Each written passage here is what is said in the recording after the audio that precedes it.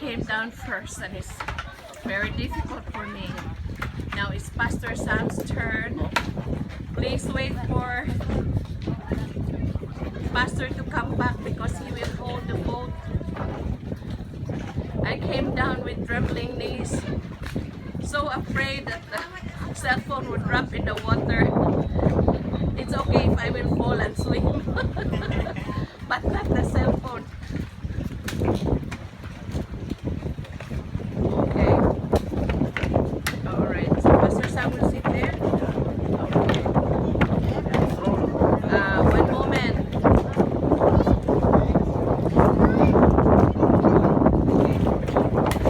It's like if you can crawl when you get down.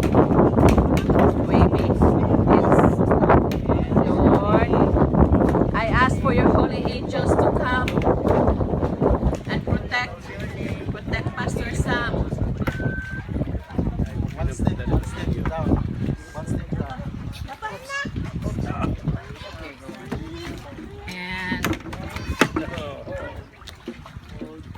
And you can like squat. Okay, that's Yes. Seems like you have ice, Pastor Sam. It took me a long time. There, you can sit here. There's another one. Step down. There. Okay. Now here. Perfect. Now it's Heidi's turn. Challenge. Sige. Ay, direct katabangan nila. Up. Oh, yes. That was a very big challenge. I almost cried, Pastor Sam. Like, I don't know how to handle. Thank you, Lord. Bye-bye, mga igsuon, brothers and sisters. Bye. Thank you so much for everything. I will come back again. See, Pastor Sam will come back. I will come back also. Okay. Now that was Pastor Orlando. Okay. Bye-bye. Salamat tayo. Sige.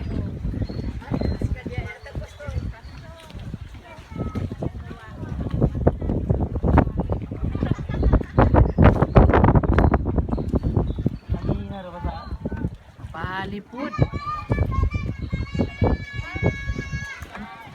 Pastor?